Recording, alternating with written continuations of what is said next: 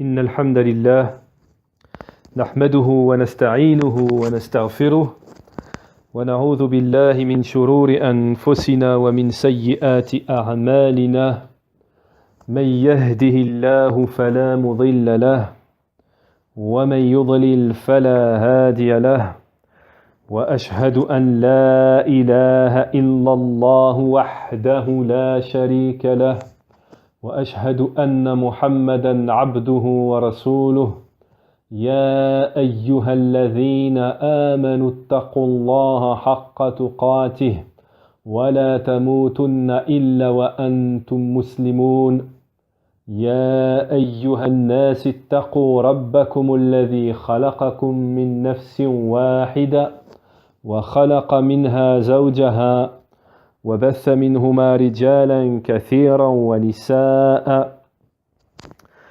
واتقوا الله الذي تساءلون به والأرحام إن الله كان عليكم رقيبا يا أيها الذين آمنوا اتقوا الله وقولوا قولا سديدا يصلح لكم أعمالكم ويغفر لكم ذنوبكم ومن يطع الله ورسوله فقد فاز فوزا عظيما ألا وإن أصدق الحديث كتاب الله خير الهدي هدي محمد صلى الله عليه وسلم وشر الأمور محدثاتها وكل محدثة بدعة وكل بدعة ضلالة وكل ضلالة في النار.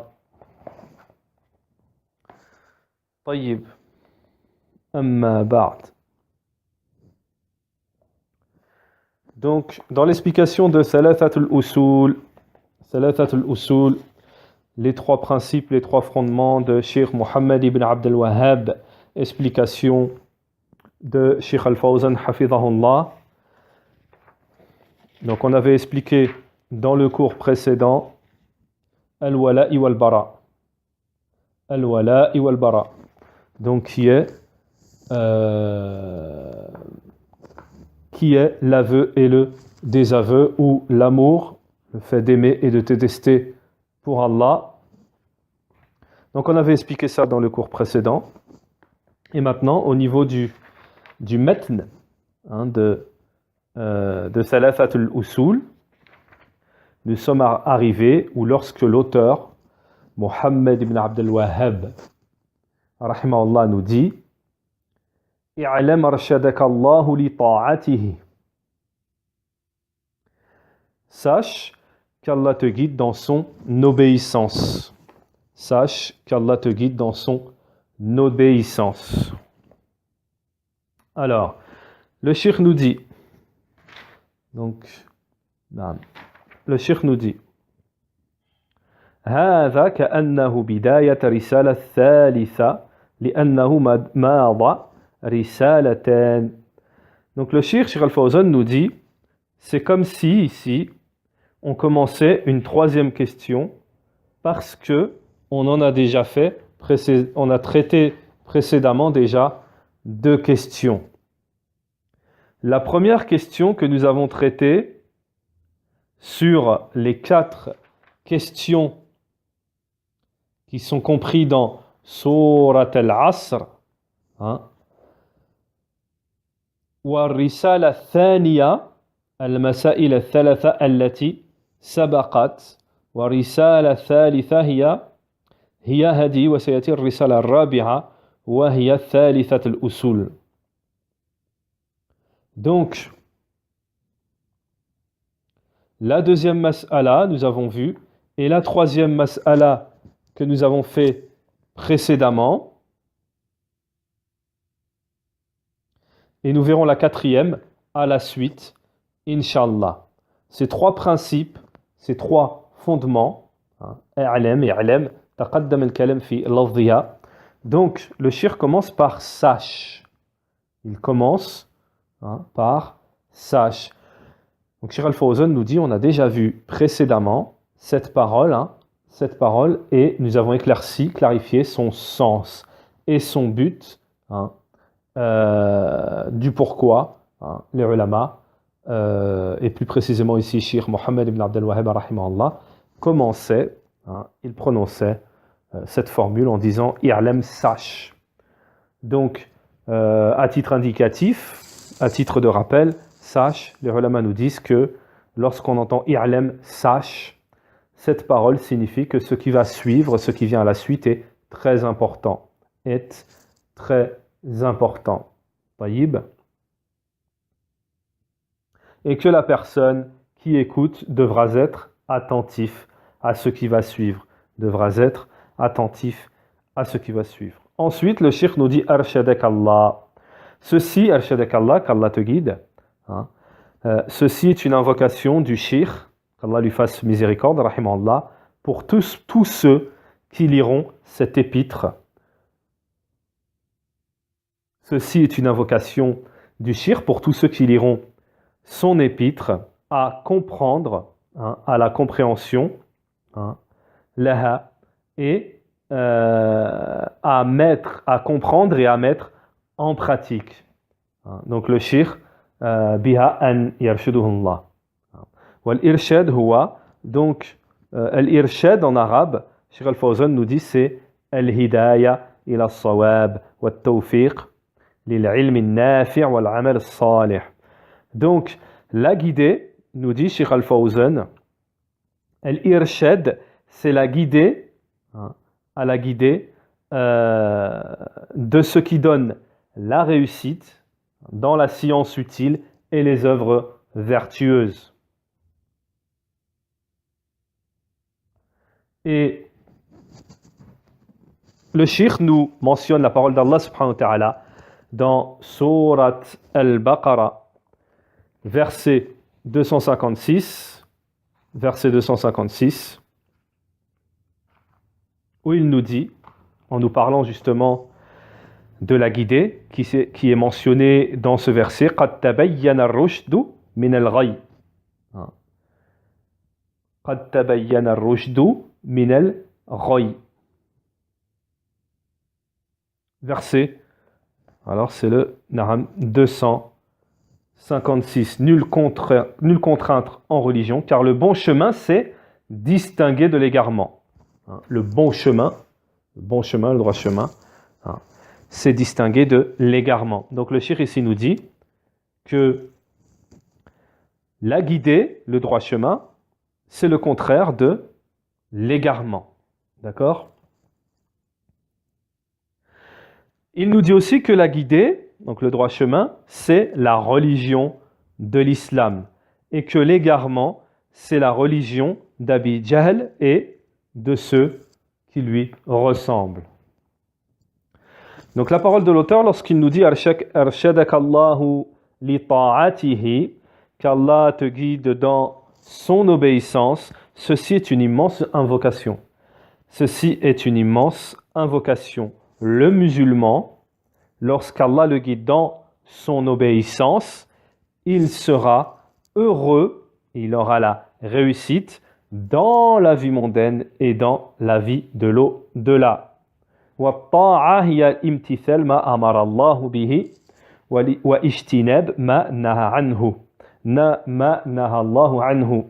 Donc, l'obéissance, c'est le fait de se conformer à ce qu'Allah subhanahu wa ta'ala a ordonné et le fait de s'éloigner de ce qu'Allah subhanahu wa ta'ala a interdit. هَذِهِ هِيَ الطَّاعَةِ. Et c'est cela, l'obéissance. أَن يُطِيعَ اللَّهَ فِي أَوَامِرِهِ fi taf'al. Donc, c'est le fait d'obéir à Allah subhanahu wa ta'ala dans ce qu'il a ordonné et dans ce que l'on fait. Et dans ce qu'il a interdit, le fait de s'en éloigner, de se conformer aux ordres d'Allah subhanahu wa ta'ala. وَابْتِغَاءِ وَجْهُ اللَّهِ عَزَّ وَجَلَّ تَرْجُو ثَوَابَهُ وَتَخَافُ عِقَابَهُ. فمن وفق لطاعة الله وأرشد لطاعة الله فإنه يسعد في الدنيا والآخرة. Alors, Le cheikh nous dit tout cela en recherchant le visage d'Allah subhanahu wa ta'ala et en espérant sa récompense, en ayant peur de son châtiment. Celui à qui Allah donnera la réussite dans son obéissance et à qui il aura donné l'obéissance, son obéissance, alors, il l'aura guidé, dans son obéissance, alors, il aura la réussite, il sera heureux dans la vie d'ici-bas et dans l'au-delà. Donc voilà l'explication de Cheikh Al-Fawzan en ce qui concerne qu'Allah te guide dans son obéissance. Taïb, on a bien compris ce que signifie cette parole. Donc ensuite nous passons à la troisième question, Ar-Risala Al-Thalitha. La troisième question, lorsque l'auteur dit Al-Hanifiyya Millata Ibrahim. Taïb, la Hanifiyya, c'est quoi? C'est la religion d'Ibrahim alayhi salam. C'est la religion d'Ibrahim alayhi salam. Donc ici le Cheikh Al-Fawzan, il va nous expliquer la parole suivante du Matn, c'est-à-dire de la parole, il va nous expliquer la parole de Cheikh al-Islam Mohammed ibn Abd al-Wahhab ici, qui va nous parler de la religion d'Ibrahim, qui s'appelle Al-Hanifiyya. Taïb. Donc le Cheikh nous dit, la Hanifiyya c'est la religion d'Ibrahim, c'est-à-dire celle qu'il est obligatoire d'apprendre et de connaître. Taïb. Donc, Al-Hanfu fil Lora, donc Al-Hanifiyya dans la langue arabe, ça vient de Al-Hanfu, qui dans la langue arabe veut dire avoir un penchant, avoir des penchants. Donc, la Hanifiyya, Cheikh Al-Fawzan nous dit son sens, c'est de passer du penchant du polythéisme au Tawhid. Taïb. C'est-à-dire de s'éloigner du Tawhid, du polythéisme et aller vers l'unicité. Wa Ibrahim alayhi salatu wassalam était Hanifan, c'est-à-dire qu'il était sa religion musulmane, sa religion était pure et il était soumis à Allah subhanahu wa ta'ala. C'est-à-dire qu'il était loin du polythéisme. Il était loin du polythéisme. Et il était détourné du polythéisme. Il se détournait du polythéisme vers l'unicité.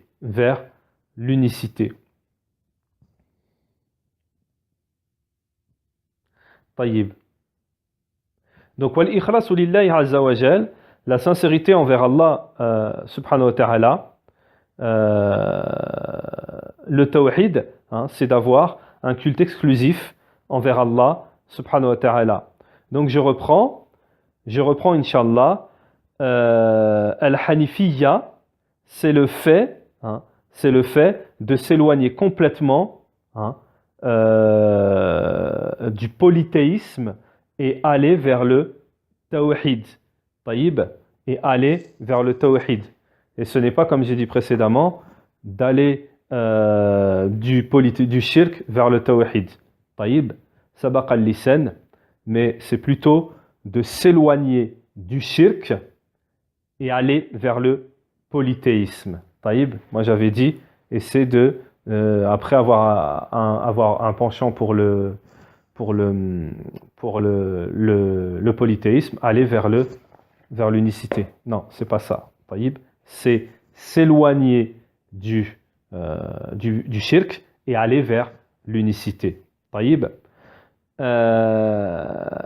قال الله تعالى, le Cheikh Al-Fawzan nous dit, et Allah Ta'ala nous dit dans le Coran, Surat An-Nahl, verset 120. Inna Ibrahima kana ummatan qanitan lillahi hanifan wa lam yaku minal mushrikin. Donc la traduction en français, Inch'Allah. Donc, on a dit, Surat An-Nahl, les abeilles. Surat An-Nahl, les abeilles. Le verset 120. Le verset 120, il y a aussi le verset 123. Ibrahim était un guide umma parfait. Il était soumis à Allah, voué exclusivement à lui, et il n'était point du nombre des associateurs. Taïb, du nombre des associateurs. Donc Al-Hanifiya ici, dans le Coran, c'est le culte exclusif. C'est le culte exclusif, voué à Allah subhanahu wa ta'ala.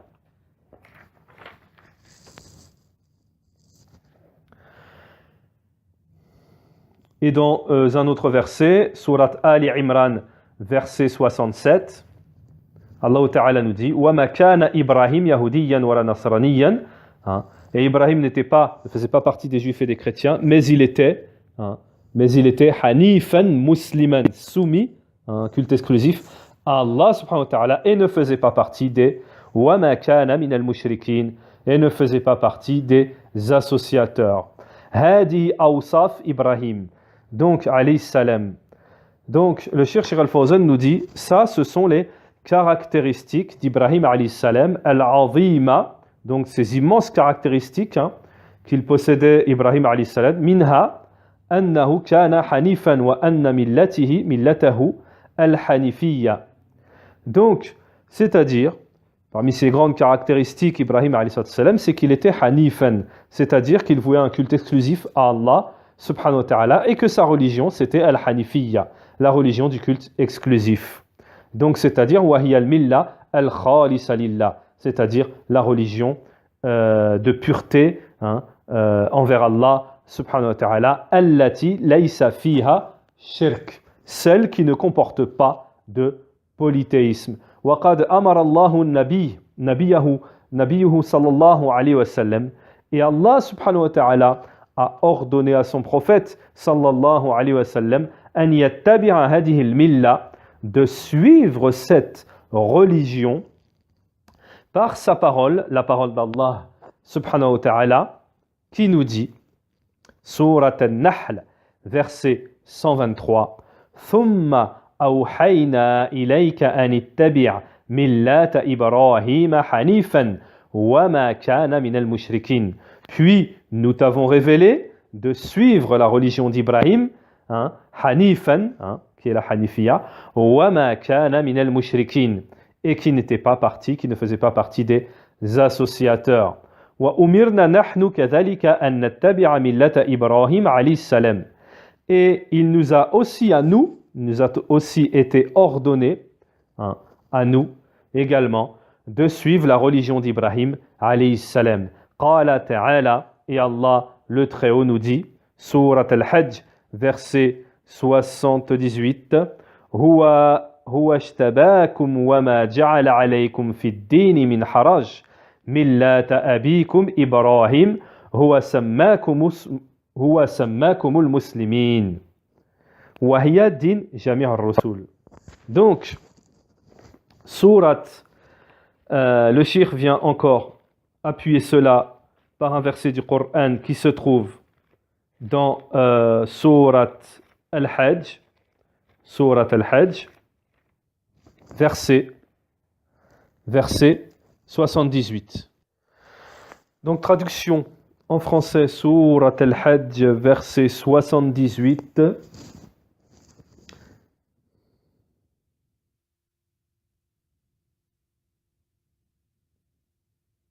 Et luttez pour Allah avec tout l'effort qu'il mérite, c'est lui qui vous a élu, et il ne vous a imposé aucune gêne dans la religion, celle de votre père Ibrahim, lequel vous a déjà nommé musulman, avant ce livre et dans ce livre, afin que le messager soit témoin contre vous, et que vous soyez vous-même témoin contre les gens.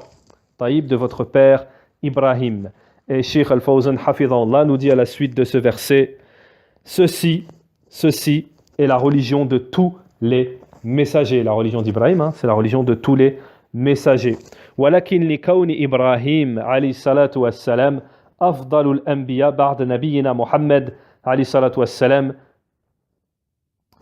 Mais Cheikh Al-Fawzan nous dit, Ibrahim alayhi salatu wassalam est le meilleur des prophètes après le prophète Mohammed alayhi salatu wassalam, hein, par rapport à sa pratique, sa pratique du tawhid, de l'unicité, hein, le chemin qu'il a pris dans l'appel à l'unicité, du fait qu'il a été torturé, qu'il a été testé et qu'il a patienté, il a même été jeté dans le feu. Et par rapport à cela, il a patienté. Wala kaunihi abal anbiya. Et c'est pour cela qu'il est le père des prophètes. فإن الأنبياء الذين جاءوا من بعده كلهم من ذريته. Donc, comme le dit Cheikh Al-Fawzan, tous les prophètes qui sont venus après Ibrahim alayhi salam sont issus de sa descendance. فالحنيفية ملة جميع الأنبياء. Et la Hanifiyya, le culte exclusif, c'est la religion de tous les prophètes. وهي الدعوة إلى التوحيد. C'est ça le prêche, l'appel à l'unicité. C'est l'interdiction du polythéisme. Ceci est la religion de tous les prophètes. لكن لما كان إبراهيم مواقف خاصة نحو هذه الملة. Mais par rapport à Ibrahim, le fait qu'il a eu une position spécifique, il a une carrure spécifique dans cette religion par rapport à ceux qui sont venus après lui. وَالْأَنْبِيَا كُلُّهُمْ مِنْ بَعْدِهِ كَانُوا عَلَى مِلَّةِ إِبْرَاهِيمَ. Et tous les millata Ibrahim et tous les prophètes qui sont venus après Ibrahim alayhi salam, كانوا على ملة إبراهيم. Ils sont sur la religion d'Ibrahim, qui est la religion de l'unicité et le culte exclusif envers Allah Jalla wa Ala, Azza wa Jal. ما هي هذه الملة التي أمر نبينا. Donc quelle est la religion, celle que nous a ordonné le prophète sallallahu alayhi wa sallam de suivre. Quelle est cette religion que le messager d'Allah alayhi wa sallam nous a ordonné de suivre? Il nous est obligatoire, cette religion, de la connaître. La religion de l'islam, il nous est obligatoire de la connaître, parce que le musulman, il lui est obligatoire de connaître ce qu'Allah lui a rendu obligatoire. Il doit s'y conformer. وَمِنْ أَجْلِ أَنْ لَا يَخَلْ بِهِ. Et pourquoi? Pour qu'il ne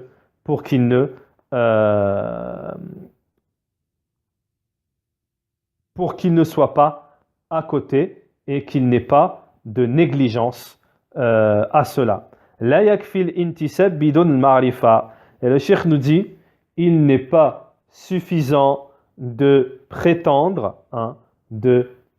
c'est-à-dire de s'apparenter sans en avoir la connaissance, c'est-à-dire de s'apparenter à l'islam sans la connaître. La yakfi an yantasib lil-islam wa huwa la ya'rifu. Donc il ne convient pas, ce n'est pas suffisant de se prétendre de l'islam, de se prétendre musulman, alors qu'on ne connaît pas l'islam. Taïb. Wala ya'rif ma hiya nawaqid al-islam. Et que la personne ne connaisse pas les actes annulatoires, c'est-à-dire ce qui annule l'islam. Ou alors que la personne ne connaisse pas la législation de l'islam, les jugements de l'islam. Il n'est pas suffisant de s'apparenter à la religion d'Ibrahim, que tu t'apparentes à la religion d'Ibrahim, et que tu ne la connaisses pas. وإذا سئلت عنها تقول سألت عنها تقول. Et lorsque il t'est demandé sur la religion de l'islam, tu dis je ne sais pas, cela n'est pas permis. De dire je ne sais pas, cela n'est pas permis. Il t'est obligatoire de connaître, de très bien connaître la religion de l'islam avec connaissance et clairvoyance, et de ne pas être dépourvu de celle-ci, c'est-à-dire d'être à côté de cela. Alors, Nous continuons la suite du metn, c'est-à-dire de la parole de l'auteur. Nous continuons dans la parole de l'auteur, Cheikh al-Islam Mohammed ibn Abd al-Wahhab, qui nous dit Inna al-hanifiyya millatu Ibrahim, sans l'expliquer, an ta'budallaha wahdahu mukhlisan lahuddin. C'est que tu adores Allah, donc le hanifiyya, la religion d'Ibrahim, c'est quoi? C'est que tu adores Allah seul, d'un culte exclusif. D'un culte exclusif. Donc, Cheikh ici, il va nous expliquer ça, c'est-à-dire que tu adores Allah seul en lui vouant un culte exclusif. Hadi millatu Ibrahim. Ceci est la religion d'Ibrahim, c'est-à-dire que tu adores Allah avec pureté d'un culte exclusif dans la religion. Et tu dois réunir entre deux choses. Et pour cela, tu dois réunir entre deux choses. Al-ibada wal-ikhlas. L'adoration et la sincérité. Tu dois réunir pour cela deux choses, l'adoration et la sincérité. Celui qui adore Allah mais n'est pas sincère dans son culte, il n'aura rien. Son adoration ne vaudra rien. Celui qui adore Allah et il aura jeûné, fait le pèlerinage, il aura prié, il aura fait le petit pèlerinage, il aura donné l'aumône, l'égale ou la simple aumône, il aura fait beaucoup parmi les obéissances, mais il ne l'aura pas voué exclusivement, il ne les aura pas voués exclusivement à Allah subhanahu wa ta'ala. Taïb. S'il l'a fait en vouant ses adorations exclusivement à Allah, là, ses adorations seront acceptées. Mais s'il l'a fait ses adorations par ostentation, alors il aura mélangé ses œuvres avec le polythéisme, comme le fait d'invoquer autre qu'Allah ou de demander le secours à autre qu'Allah ou le fait d'immoler, de sacrifier pour autre qu'Allah. Cela ne s'appelle pas un culte exclusif, c'est-à-dire que la sincérité dans l'adoration n'est pas vouée à Allah seul sans associé, mais il devra, pour que cela soit accepté, il devra vouer toutes ses adorations à Allah seul. Mais celui qui ne fera pas ça, qui vouera ses adorations à autre qu'Allah, alors il aura associé, il sera tombé dans le polythéisme. Walaysa ala millati Ibrahim alayhi salatu wassalam, et il ne fera pas partie de la religion d'Ibrahim alayhi salam. Beaucoup, nous dit Cheikh Al-Fawzan, beaucoup de ceux qui s'apparentent, qui se prétendent, qui s'apparentent à l'islam aujourd'hui, sont tombés dans le polythéisme majeur. Parmi ceux qui invoquent autre qu'Allah, ou qui adorent les tombes et les morts, ou qui sacrifient ou qui font des vœux pour les tombes, auprès des tombes, ou qui circambulent, tournent autour de celles-ci, ou qui demandent les bénédictions à celles-ci, ou qui demandent le secours des morts, etc. Ils disent « Nous sommes musulmans ». Ceux-là ne connaissent pas la religion d'Ibrahim alayhi salatu wassalam, et la religion de Mohammed alayhi salatu wassalam. Ils ne la connaissent pas. Ou alors, ils la connaissent mais s'en sont détournés. Ou alors, ils la connaissent mais ont dévié de celle-ci. Taïb wa iyadhun billah, et qu'Allah nous en protège, comme nous dit Cheikh Al-Fawzan. La religion d'Ibrahim n'agrée pas, n'accepte pas le polythéisme, quelle qu'en soit la forme et la manière. Celui qui mélange ses œuvres par le polythéisme ne fait pas partie de la religion d'Ibrahim, alayhi salatu wassalam. Wa in kana yantasib ilayha, et même s'il s'apparente à celle-ci, ou il prétend être musulman. L'obligation, c'est de connaître la religion d'Ibrahim, alayhi salatu wassalam, et de la mettre en œuvre, et de la pratiquer. Et de s'y conformer, d'adorer Allah d'un culte exclusif. C'est-à-dire qu'il n'y ait pas dans ton adoration quoi que ce soit du polythéisme majeur ou mineur.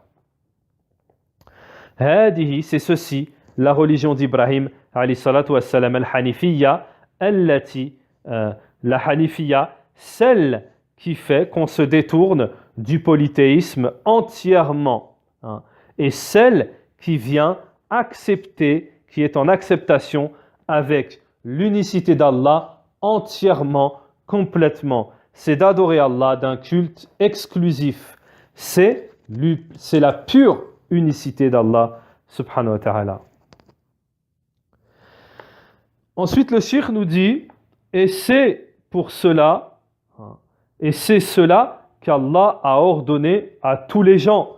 Quoi? Le tawhid. Et c'est pour cela qu'il les a créés, pour le tawhid. Wa bidhalika amar Allah, et c'est pour cela qu'Allah a ordonné, hein, c'est pour le tawhid qu'Allah a ordonné, c'est le tawhid qu'Allah a ordonné aux gens. Donc cela fait allusion, nous dit le cheikh, cette parole, on continue la parole de l'auteur Mohammed ibn Abd al-Wahhab rahimahullah, qui nous dit, et c'est pour cela qu'Allah a ordonné à tous les gens, hein, c'est-à-dire le tawhid, c'est cela qu'Allah a ordonné à tous les gens, et c'est pour cela qu'il les a créés. Taïb, c'est l'ordre qu'Allah a donné à tous les gens, l'ordre du tawhid. Donc, Cheikh Al-Fawzan nous dit, c'est-à-dire adorer Allah subhanahu wa ta'ala d'un culte exclusif, c'est-à-dire l'adoration d'Allah, hein, avec sincérité dans la religion. Allah l'a ordonné à toutes les créatures.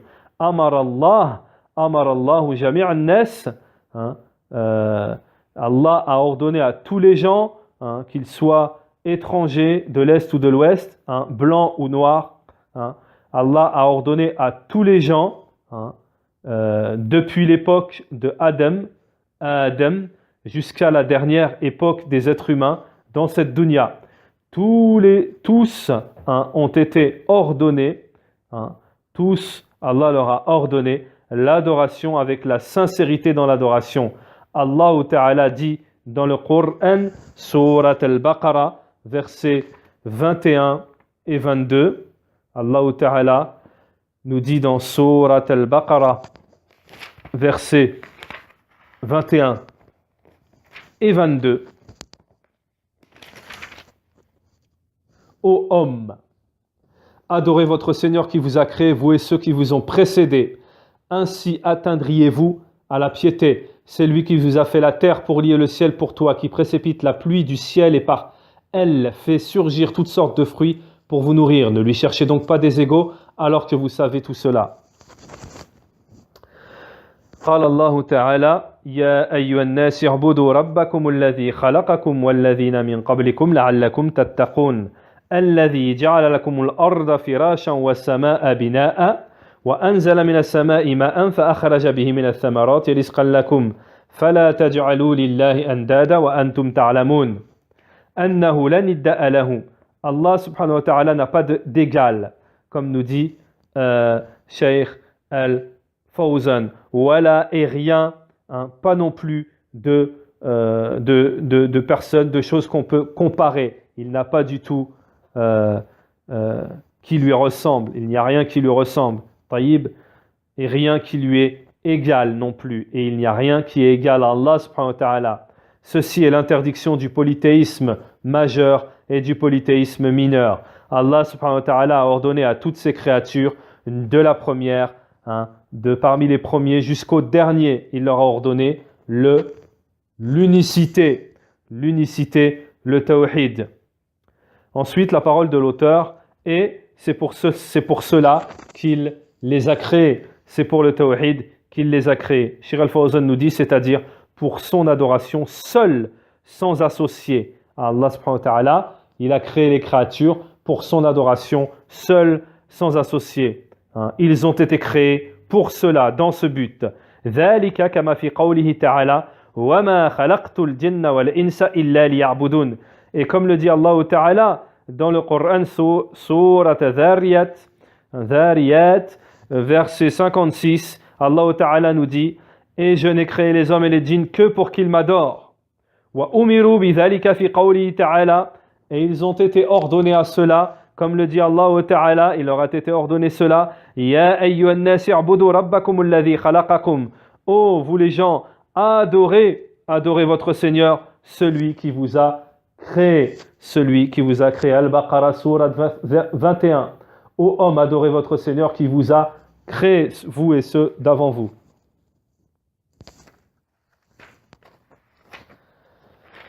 Naam, hadha ma'na qawlu shir. Donc c'est cela la parole de Shir, de l'auteur, lorsqu'il dit que Allah vous a créé pour cela, qu'il vous a ordonné cela, c'est-à-dire Jama'a al-amrayn fi qawlihi, il a réuni les deux choses dans sa parole, l'auteur, wa bidhalika amara Allahu bi jami'in nas wa khalaqahum laha. C'est-à-dire que l'auteur a réuni deux choses lorsqu'il a dit c'est pour cela, c'est cela qu'Allah vous a ordonné et c'est pour cela qu'il vous a créé.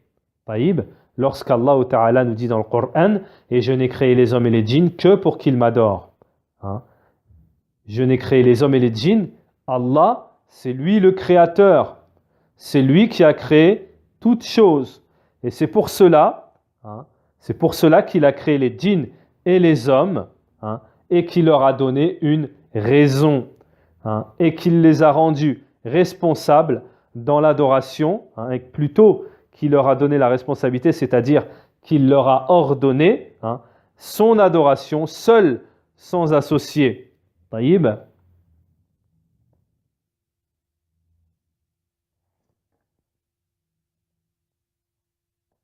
Donc le cheikh ensuite à la suite nous dit les djinns sont des créatures parmi les créatures de l'invisible, c'est-à-dire que nous ne les voyons pas. Et ils sont ordonnés à l'adoration eux aussi. L'adoration leur est ordonnée par Allah subhanahu wa ta'ala et le polythéisme leur est aussi interdit. Donc Allah ta'ala leur a interdit le polythéisme et la désobéissance au même exemple que les enfants d'Adam. Lakin yartalifun an bani Adam fi al-khilqa. Mais ils sont différents des êtres humains, des enfants d'Adam, dans la création. Taïb. Mais en ce qui concerne les ordres, les prescriptions et les interdits, ils sont au même niveau que les êtres humains, les enfants d'Adam. Il leur est obligatoire, ils ont des obligations et des interdits. Donc, comme nous le dit Cheikh Al-Fawzan, les djinns sont des créatures parmi les créatures de l'invisible. Nous ne les voyons pas, mais elles sont présentes. Et les hommes sont les enfants d'Adam. On les appelle ins parce que ils font partie des êtres humains. طيب. والجن سموا جنا من الاجتنان وهو الاختفاء. Donc les djinns se nomment les djinns, pourquoi? Parce qu'ils sont invisibles. Et aussi en référence au fœtus lorsqu'il est dans le ventre, puisque lorsqu'il est dans le ventre, on ne le voit pas. Et les djinns aussi, dans la langue arabe, on les appelle les djinns, en rapport avec la nuit lorsqu'elle vient recouvrir le jour. طيب. وهم عالم موجود من أنكرهم فهو كافر. Donc les djinns, ce sont des créatures qui sont présentes, qui existent, et celui qui renie cela sera mécréant, car il aura démenti Allah et son messager et le consensus des musulmans. فقد بين الله عز وجل, Allah Ta'ala a clarifié, a éclairci dans le Coran la création des djinns, des hommes, et qu'il les a créés que pour l'adoration. Taïb. Allah Ta'ala ne nous a pas créés, que ce soit les hommes ou les djinns, ne les a pas créés dans le but qu'ils lui soient utiles ou qu'ils lui soient nuisibles. Taïb, puisque les hommes et les djinns n'ont aucune capacité en cela. Taïb. وَمَا خَلَقَهُمْ لِحَاجَ إِلَيْهِمْ. Allah Ta'ala n'a pas créé les hommes et les djinns pour un besoin qu'ils pourraient avoir. Il ne les a pas créés pour qu'ils lui donnent la subsistance, taïb, ou qu'ils lui donnent des biens. Allah Ta'ala nous dit à la suite du verset « Je n'ai créé les hommes et les djinns » Surat Dhariyat versets 57 et 58, Allah Ta'ala nous dit je ne veux pas de vous ni subsistance et je ne veux pas non plus de nourriture. Inna Allah huwa ar-razzaqu dhul quwwati al-matin. طيب فالله ليس بحاجة إلى الخلق. Allah Ta'ala n'a pas besoin des créatures. Il a créé les djinns et les hommes pour une seule chose, hein, uniquement pour une seule chose, c'est pour son adoration, c'est pour qu'il l'adore. Il n'a pas besoin. وَلَيْسَ بِحَاجَةٍ إِلَى عِبَادَتِهِمْ وَإِنَّمَا هُمْ مُحْتَاجٌ إِلَيْهَا. Mais plutôt, Allah n'a pas besoin de notre adoration, mais c'est plutôt nous qui avons besoin de l'adorer. Puisque au moment où Allah subhanahu wa ta'ala puisque au moment où nous adorons Allah, c'est pour entrer, il nous fera rentrer au paradis. Famaslahatul ibada, l'intérêt, le profit de l'adoration revient aux êtres humains et aux djinns. C'est leur intérêt d'adorer Allah subhanahu wa ta'ala. Donc nous allons nous arrêter ici pour aujourd'hui. Nous continuerons dans le prochain cours. Subhanakallah wa bihamdik wa ashhadu an la ilaha illa ant wa astaghfiruka wa atubu ilayka.